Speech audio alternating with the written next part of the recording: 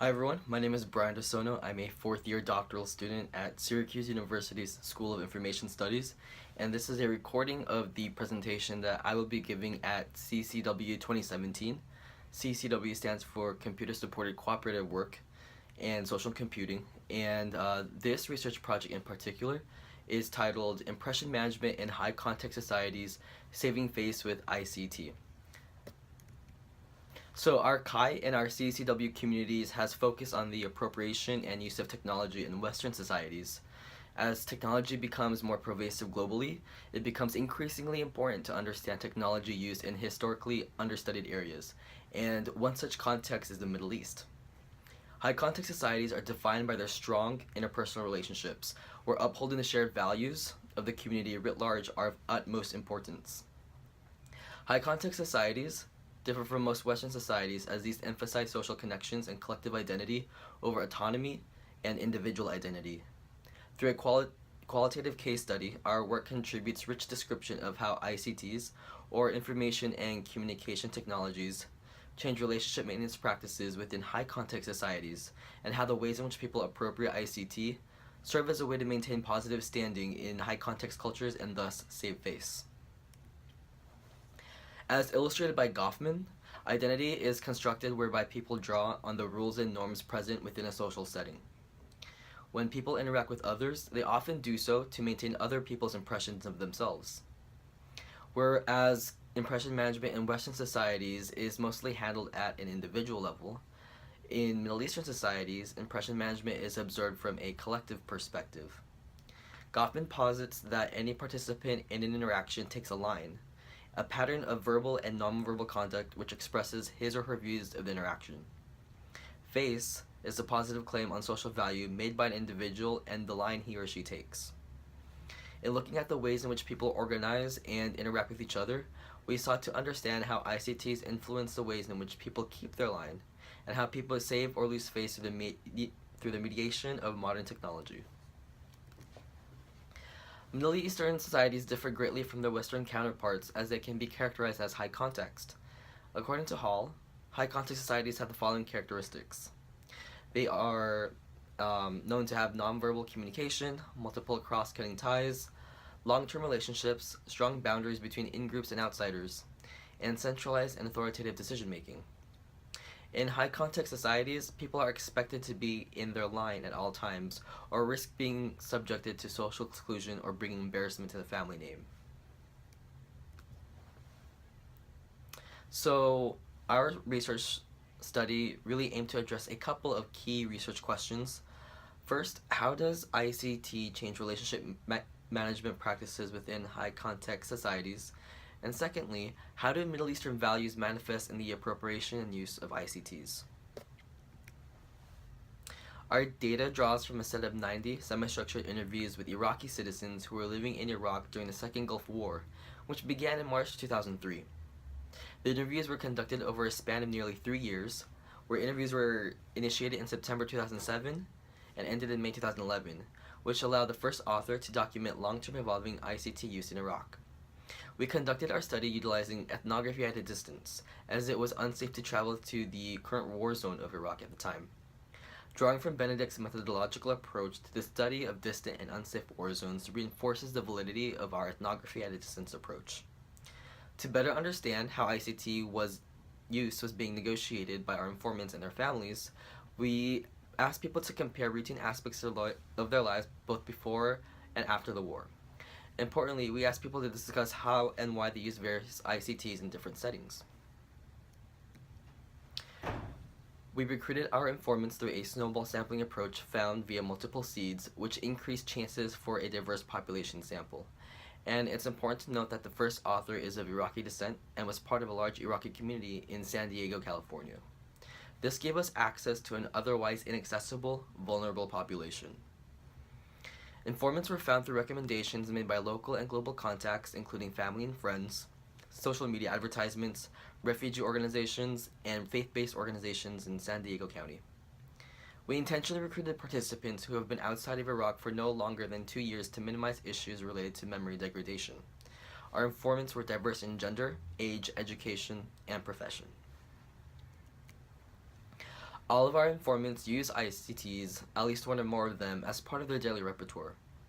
This table breaks down a list of primary ICTs used.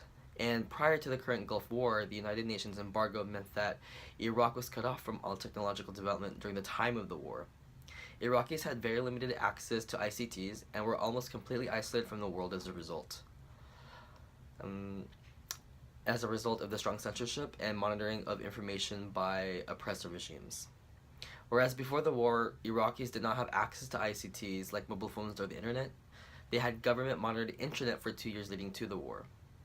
After the war, the borders reopened and all of our informants started using an ecology of ICTs, such as mobile phones, Facebook, and Skype. And our informants began to adopt ICTs to help address issues in the war environment. And as such, in this paper, we're able to describe how Iraqi citizens appropriated ICTs. On a day-to-day basis, Iraqi citizens navigate a complex social environment through the enactment of practices that adhere to a dominant collective value, respect. As described by our informants, respect-based practices outwardly manifest in several ways. First, Iraqi social norms dictate well-established etiquette for maintaining interpersonal relationships. That is, hospitality and relationship maintenance are of the utmost importance. For example, it's customary to invite friends and family over for dinner, prepare tea and dessert on a regular basis, or visit family and friends. People also frequently contacted and communicated with family members to maintain their interpersonal relationships as a way of showing respect to others. Moreover, when interacting in public settings, family members also adhere to well-established social norms and reputation. Iraqi households are often concerned with their reputation amongst family and friends, as how they're perceived by their closest relationships is a reflection of how they're perceived by the greater community. So, one informant was a medical student in Baghdad and described how after subsequently adopting and using Facebook, he began to appropriate the technology in a way that adhered to high context, respect-based relationship norms. When he first started using Facebook, he recounted the story of how he was not perusing the pages of all of his family members on the site. And sometime after he joined the service, his mother also began using Facebook. Many of his family members had fled the country, and he had added them on Facebook, such as his mother's sister and brother. He described how one day, his mother asked him if he had liked the pictures his aunt posted from New York. After responding that he hadn't, his mother commented by saying, "Yes, I noticed, which is why I wanted to bring that up. You have to respect your family and like what they're posting." He then changed his Facebook behavior to be in line with the expectations of high-context society, whereby he began to navigate to the Facebook pages of all of his family members and began to like all of their posts. Another informant, a female college student in Baghdad, described how after her family appropriated ICTs such as the computer, she soon began using Facebook to reconnect with family and friends with whom she had lost contact with during the war. She soon learned that she could use Facebook to interact with a broad range of people, such as family and strangers, both through her personal Facebook wall or via Facebook groups. However, she soon realized that posts made to her personal profile or to discussions that were emerging on the Facebook walls of people in her network could be viewed by friends of friends and family members. When she came to this realization, she began to use the features of Facebook to control who can see her posts as a way of controlling her reputation. Importantly, she created and joined private Facebook groups and added others with whom she felt safe engaging in provocative and sensitive conversations. Having lived in a society where it was considered improper to address such issues, she found that she could freely discuss taboo topics online. Another informant, a female college student living in northern Iraq, described how before the war her social interactions were controlled by her father. Following the war, however, the use of ICTs allowed her to interact with men secretly as a way in which she could transcend the restrictions imposed by her father while concurrently upholding her reputation in the eyes of the public. Soon after the war, she had appropriated and started using several mobile and internet ICTs, such as the mobile phone and Facebook. She described how she started to date one of her peers who she met at school, and at first used Facebook to interact with her boyfriend when not at school. After a negative experience where her aunt, one of her Facebook friends, reported her interactions to her father, she halted the use of Facebook for clandestine dating and started using her mobile phone. Using her mobile phone, she was able to interact with her boyfriend in private while in her bedroom, thus removing the locus of control that was once imposed by the patriarch of the family. As back then, information flew in and out of households through telephones, which were located in household living rooms. Now with her mobile phone in her bedroom, though, she has the ability to invest in more intimate relationships without the patriarch or like the father of the family knowing. ICTs created in Western countries may have implicit affordances of that civilization's respective values by design. For example, found in the United States, one of the Facebook's core values is openness, which aligns with Western ideals of liberty, freedom of thought, and democracy. Facebook's mission is to give people the power to share and make the world more open and connected. So by design, Facebook facilitates the process of creating loose connections amongst its users. When Facebook deployed its services to countries that did not share the same Western values from where it was created, it brought with it unanticipated consequences. And in relation to the Middle East, one of the most noticeable impacts ICTs have made within the past decade is their contribution to the rise of the Arab Spring.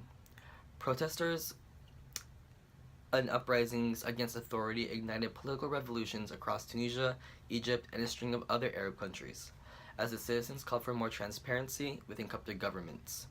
The widespread and dominant use of Facebook and its Western values now changed how citizens in Eastern civilizations interacted with each other in ways that traditional one-way channels of older media, like televisions and radios, cannot. Now, people in Eastern countries like Iraq are constantly negotiating their own identity when using ICTs created for Western culture. It's apparent that the value systems of users are not always the same.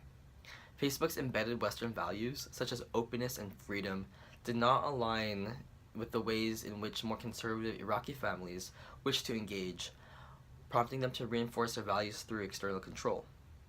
Moreover, some users exhibited extreme volition via their decision to use or not use ICTs. For example, people use ICTs where they can remain anonymous, such as online forums and blogs, to break down traditional value systems and engage in taboo topics. Here, ICT choice was volitional, and the use of ICTs signal a change in former social structures, though we don't wish to make claims as to whether this is a positive or negative attribute. This leaves us with an open question for the design community. How do we enter designs that address the needs of high-context societies? This question highlights current gaps in CSCW research that we hope to address in future work. Our field currently lacks the knowledge and experience to develop designs for ICT use that address high-context societies. Moving forward, we'd like to research how other non-native scholars and practitioners may engage with these high-context societies and further articulate potential and ethical concerns for CSCW researchers to be aware of when working within and around these communities and their unique values, rather than thinking of the social structures of high-context societies such as those in Middle East or China as a problem to be solved by technology. Due to the complexity of societal arrangements, a straightforward binary demarcating high-context and low-context societies does not exist. Not all high-context societies are constructed with the same values, and the same can be said about low-context societies where pockets of high-context culture may coalesce. Just as there's no one monolithic representation of American culture, the same can be said about Arab culture. Our findings are not intended to make simplistic distinctions between high and low-context societies. Rather, by deliberately studying one population, Iraqi citizens and their ICT use after the Second Gulf War, we add more depth to understanding the nuances of impression management in different contexts. Real briefly, we'd like to thank our informants for their time, our collaborators who provided invaluable support, and the National Science Foundation. If you have any questions, please feel free to contact me or my collaborators on this project, Brian Simon and Lauren Britton. Thanks for listening.